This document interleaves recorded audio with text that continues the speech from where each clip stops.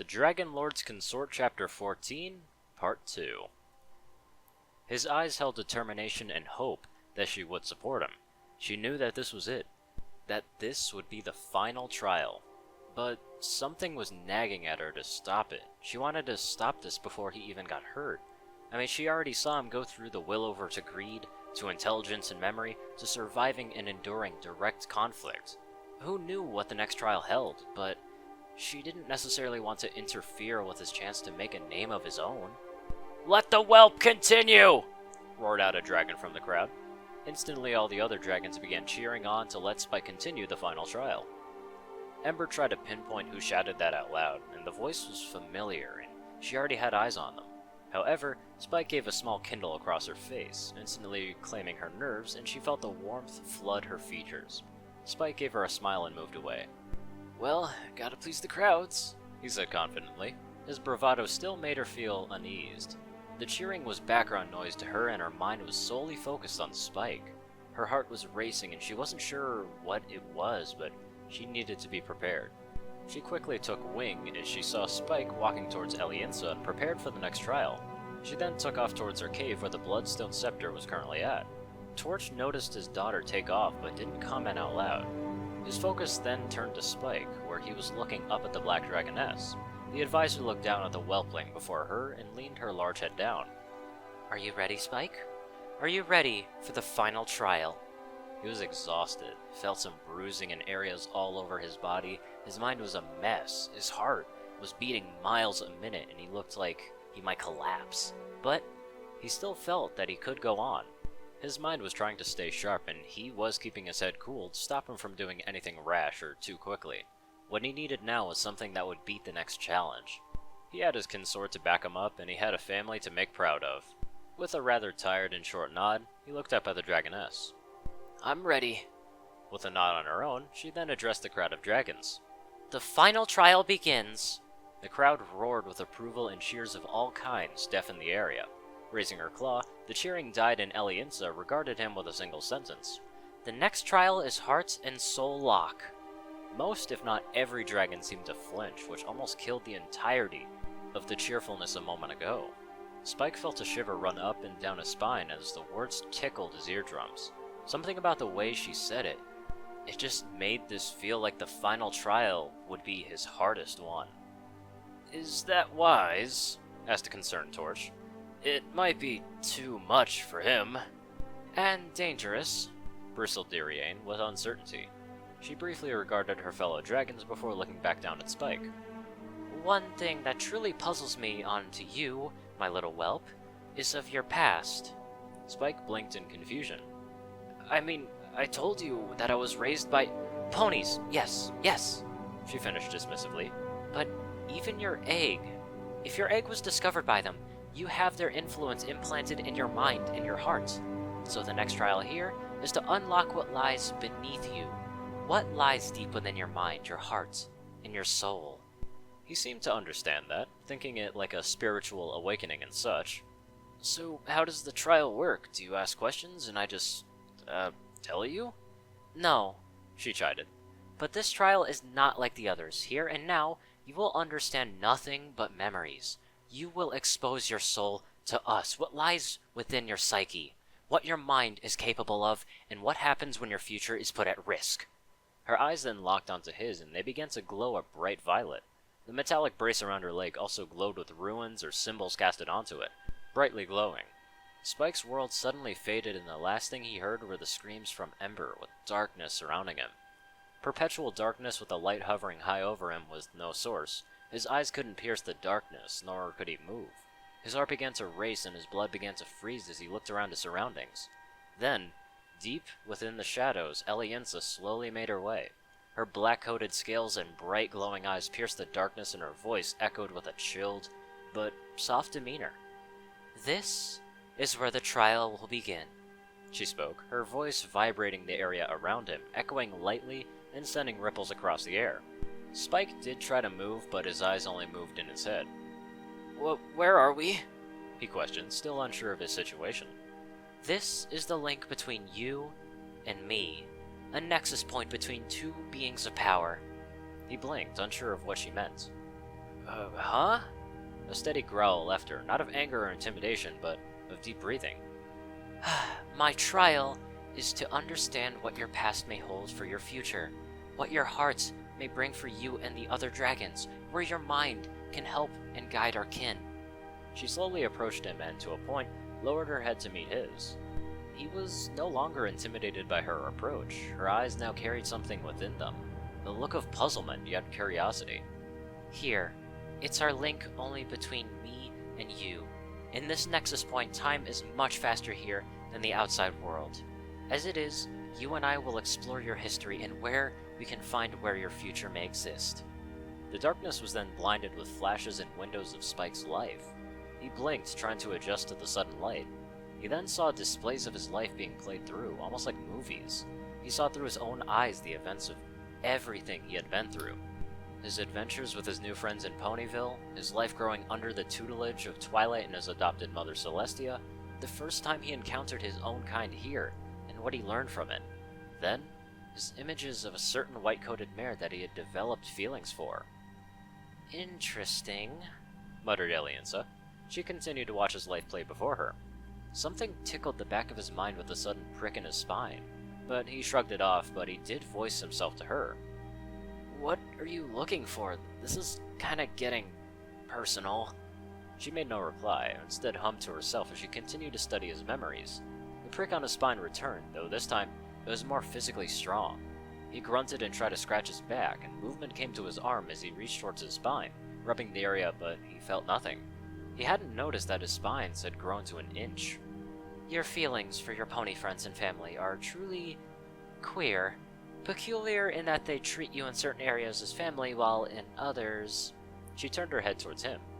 As a background character. The sharp prick came back with a vengeance, and this time, he really voiced his discomfort. Ow! He rubbed his back again, once more not feeling his spines growing, nor the sharpness in his claws. What are you talking about? My friends and family never treated me like that! His voice got rougher with a scratchy tone.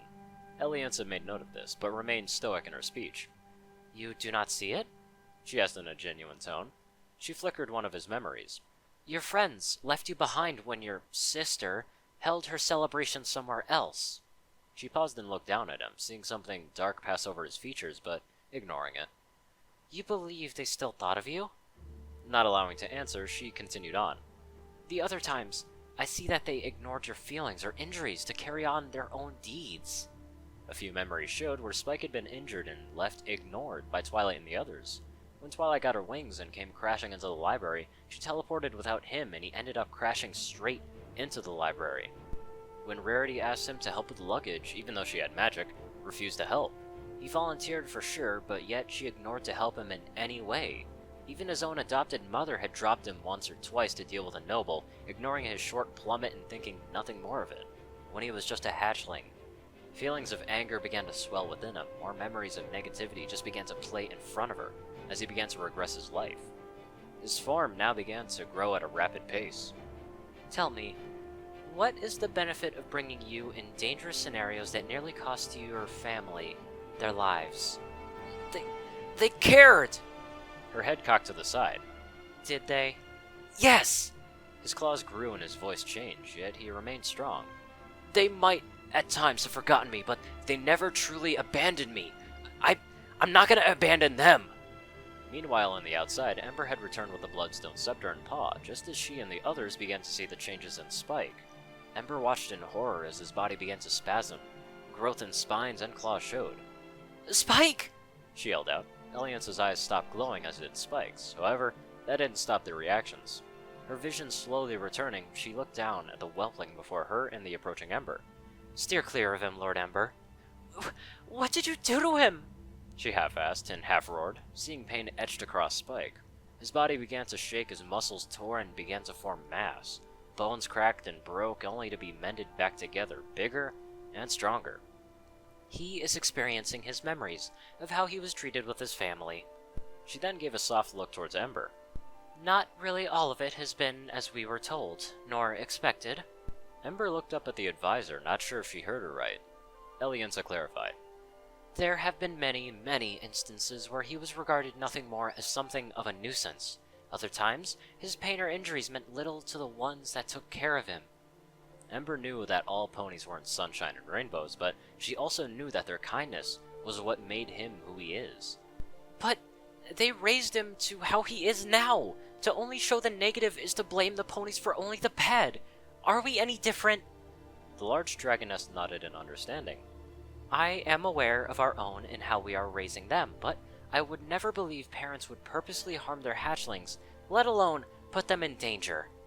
Her focus returned to Spike, who finally stopped growing, but remained standing while panting and groaning in pain. He had grown a bit, matching Ember's height right now. His snout had sprouted out, his arms had grown in length, and his spines were much sharper. Leaning down, they caught each other's eyes. That part of the past is now done, She stated. Now we move on to what lies within your hearts. No, stop this! Stop! Yelled out Ember. She gripped her scepter tightly in her claws, ready to use if needed. But he just can't take this anymore. He will endure what is needed, Harshly stated Eliensa. If he is to become something more, he must go through the whole trial. Leave it here, and it will do nothing good for him. With that, she continued. Your love for your family is rather touching.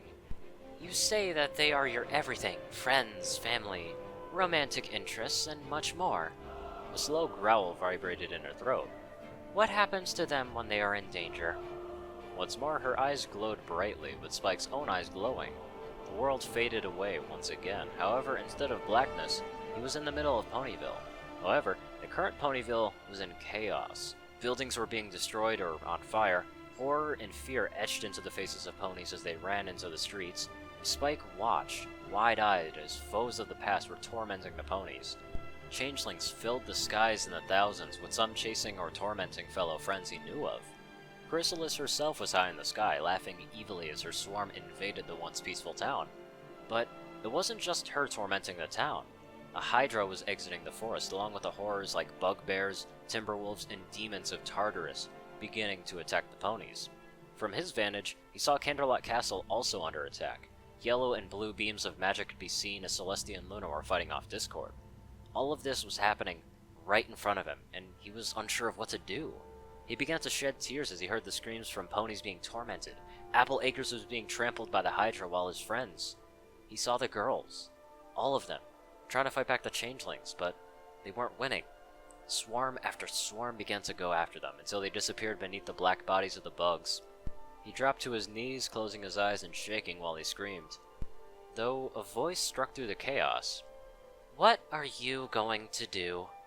He opened his eyes. All around him, time slowed to a snail's pace. The chaos was there, but he could see it all in details.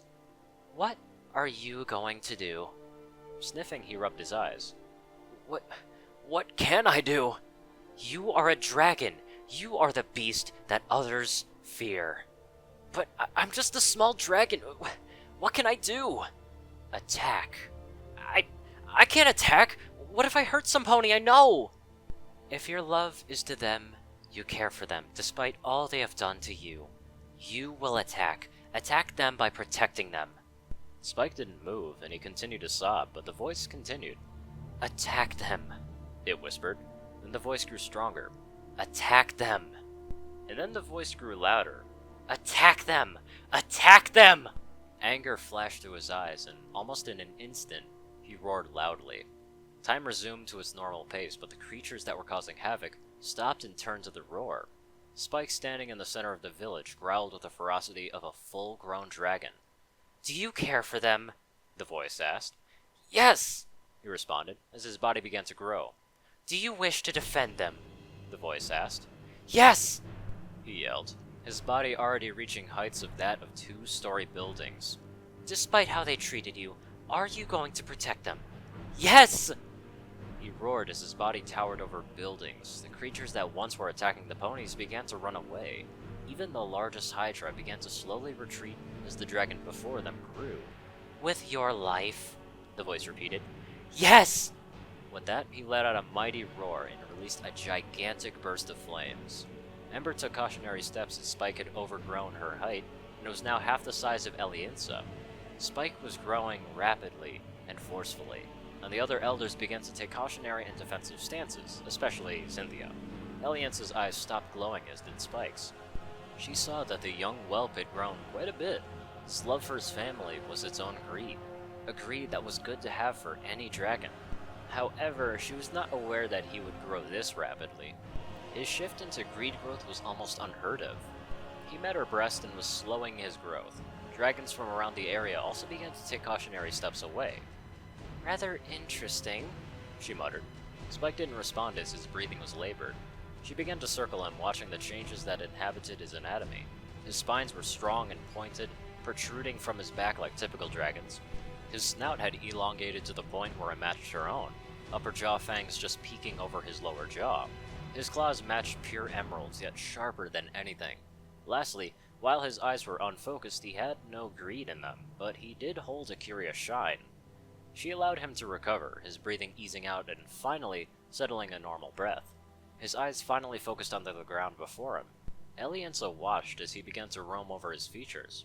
She cleared her throat and instantly his eyes were focused on her. Something happened between the both of them and neither were sure what it was. Elienza suddenly saw a bond form between them. It was brief, it was quick, but something inside her finally saw him as what he was. A dragon. Not a whelp, not a hatchling, not even a teenager. He was a dragon, held back by his upbringing from his pony family. But there was something else, something more. A connection that she had never felt before, something odd and something lost. A twinkle came into her eyes. So, do you know who you are? She asked. Spike blinked, not sure how to answer. I'm... Spike... No. Do you know who you are? She leaned down towards him, their heads merely a few feet away from each other. Ember silently fumed at the closeness to her consort, and the fact that, in this form, she was enjoying what he looked like. Do you know where you come from? You must have some memory, some inkling to your past. Please, let me see it. Her eyes glowed gently, but it didn't fully immerse him. Spike felt silent. His eyes looked vacant as he searched his memories. She began to speak to him, a gentle, almost motherly voice he felt. Her eyes were soft, the way she looked down at him like a mother to their child. He felt his heart fill with warmth as something in his memories began to resurface. Open spaces, the warmth of his egg surrounding him, along with the warmth of a body. Hazy but bright colors filled his surroundings and mind. The shadows of something always around him, nothing evil or dark, but safety and care. It was her. It was his mother. He was but an egg, but he could feel her, see her, hear her. Her voice breaching his protective egg walls, soothing, like heated silk that tickled the ears. Slowly, the heartbeat began to go and filled his soul with beautiful warmth. My special emerald. Then, cold and darkness surrounded him. Muffled voices, disorientating roars and yells. His egg fell, not too hard, but hard enough to jolt him. Panic filled his undeveloped mind. Coldness, stronger than before. Mother? He suddenly said out loud. Elienza jerked his head back as if struck, her eyes now stopping their glow. Wait, what? The reaction got a rather good laugh from the teenagers as Spike's hysteria had him call an elder his mother. Ember saw something in Spike and wasn't really good. But Mother? He tried to speak then, but a large roar of pain burned into his memories, causing him to scream. No! He shook his head side to side as the roar echoed in his mind, repeating. Elienza took a few steps back while the others coming to quickly help her. I think that is enough, Elienza, stated Torch. Release him from whatever you have him under. I don't have him under anything, she assured them. This is his own memories. The four elders watched in pity and in caution as Spike began to trash and whine in fear. What did you show him? Questioned Cynthia, trying to remain protective of the smaller dragoness. He's deranged. Do something! Yelled Ember, taking a hovering stance. Other dragons began to retreat away as Spike's tantrums grew along with his size. His height was reaching that of the elders, with his claws sharpening and his mouth growing. Lines of sadness or pain left him, and he began to rant out loudly. No! Gone! Cold! Return! At this point, he began to scratch his own head with his grown claws. They cut through his scales with trails of broken scales and red starting to seep through. Though fearing danger, Ember quickly flew directly to Spike's face, trying to calm him down. Spike! She cried out. Spike, listen to me. It's Ember. Please tell me what's wrong. Please tell me what's wrong. His eyes, which were held tightly shut, opened sharply and his vision was filled with the blue dragoness. His mind was in disarray and he was having a breakdown. His nose was filled with something familiar to her, but it wasn't necessarily what he wanted. Roaring out, he began to trash more. Not you. Not her. Ember felt her heart break. She wasn't really sure what he meant by that. Whatever Elianza did to him made him relive a bad memory. Look, whatever it is, She tried to reason with him. we can fix it together. You told me that. You told me that whatever comes up, we can fix this. We can deal with it together. That seemed to do the trick as he stopped shaking, his head spinning but trying to remain focused on that voice. His eyes slowly focused on Ember, hovering in front of him with a scepter and claw. Her face betrayed the sadness and fear of her consort. Her amber eyes held moisture as she tried to quell his pain. Please. Please, Spike. She sniffed. Let me help you. She stretched out her palm to his snout. I can help you, but you have to calm down. Spike listened to her voice. It was soft, it was caring, and it sought to ease his pain. But it was not her voice. It was not her warmth. It was not her pain he was hearing. She wasn't her. Without warning, Spike struck Ember with his large palm and sent her to the ground. The reaction was instant. As soon as he caused her pain, his own body shot pain back. The feedback from separating himself from Ember, but that was just the beginning. His blood felt like it was being poisoned, his mind burned with unimaginable pain, and what was left was agony no one else could see. It was kind of as if something inside was being ripped out and burned him from within. But the physical pain came when Torch, the largest of the dragons, roared in anger at his daughter's assault and charged at the equal-sized Spike. Spike, well, he was now in his own turmoil, and he had no quick reaction as Torch, along with Dirain and Xynthia, tackled him. Spike easily was brought hard to the ground, causing the ground to crack below him and create a crater. This was the signal for most, if not all, the dragons to take flight. A frenzy of dragons took the skies and away as the commotion between the elders and Spike began. Elianza had quickly scooped up Ember and brought her away from the others. Spike finally gained some sense through his pain, hearing the angry roars and growls at him. You dare strike my daughter? Roared Torch. He held Spike's head with his massive arms, while Dirain pinned his chest and Xynthia with her lower body. She trusted you. She cared for you.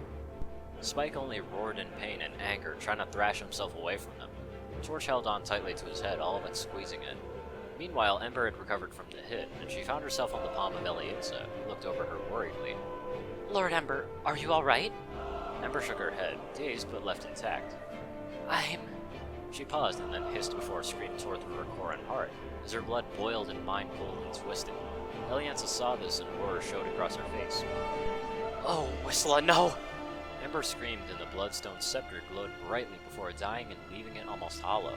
Ember collapsed onto the elder's palm, and her vision all but hazed and her energy all but gone. Spike, in the meantime, heard the roar, and just like his memories before, that got the reaction out of him.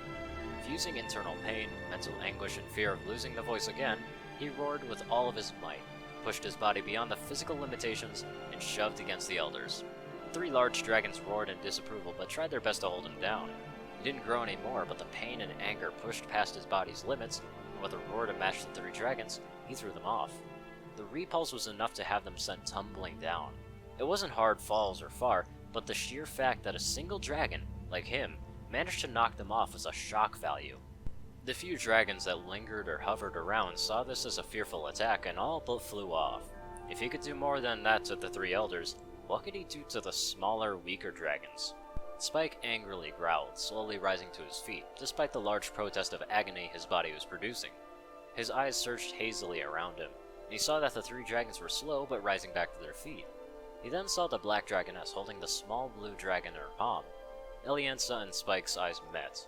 His emerald eyes met her violet eyes, and for a moment, there was another bond, something that was there briefly but strong. However, it broke instantly as he saw the blue dragoness slowly and weakly rise. As he saw her rise, something in him was breaking, like his heart. Yet his mind was feral and gone. Something deep lingered inside, but it was covered in pain, sadness, and loss. Just like Elianza, Ember's eyes met his. Tears were on her face, and pain, just like his, was burned into her features. Despite all the physical pain, The heart truly hurt them most. The elders got back onto their feet, and with it, the connection broke. Spike took on a defensive stance, roaring out in defiance. They got back onto their legs and began to circle him. Seeing this, he released a powerful flame in front of them. Torch and Cynthia shielded themselves with their wings while Derain slowly pushed through the flame. His flames having no effect, Spike stopped, roaring once more at them. Then he ran into the opposite direction. His body propelled him as fast as he could, creating craters and quakes as he ran north. The others were about to give chase, but Ember's scream halted them. Father! Torch stopped as the others did so. Elienza made her way to them, where Torch eagerly moved to his daughter. Ember, my teardrop! He exclaimed with worry. Are you alright? The normal response would be yes, but she couldn't really lie, nor did she have the energy to do so. The feedback from the separation hit them both, Stated Elienza. A small whine of pity came from the dragoness. She is losing her will. A growl left Torch. That whelpling caused it. No, he didn't, Clarified Elienza. She shook her head. I did. Each elder looked at her. Cynthia looked at the younger dragoness with hurt eyes. Elienza? Began Cynthia. No, you are alright. The trial was too dangerous and painful for him. I triggered a memory about his past that made him lose control. And for that, well, it's my fault. Ember wanted to agree, but her eyes focused on the direction of where Spike ran off to. Tears streamed down her face with the bloodstone scepter lying dormant and useless by her side. What will happen to Spike? She asked weakly. Torch wasn't really sure how to answer that, though Cynthia did. His body is burning up, the energy quickly burning up at that. He will shrink back to his normal size in hours, and after that, his mind will regress to madness. A choking sob left her, and Ember cried to herself, while the other elders held pity. Moving away from Ember, the three moved in unison and away from Ember's ears. We must set a search party for him, Stated Derain. No dragon would wish to be around him, Retorted Cynthia. You saw what he did to us. Imagine if others try to get near him. Find, not approach or subdue, Affirmed Torch. Find, report, and then we will go after him. His size is shrinking, but by tonight, he will be that much easier to catch. But he will be that much harder to catch. Cynthia sighed with sadness, and the other males looked dejected. Meanwhile, the current Dragon Lord all but wept in sadness and pain. The loss of Spike was much worse than the feedback from the scepter. The sun was starting to set, and the trials had come to an end. There was no cheers for victory, only silence for loss.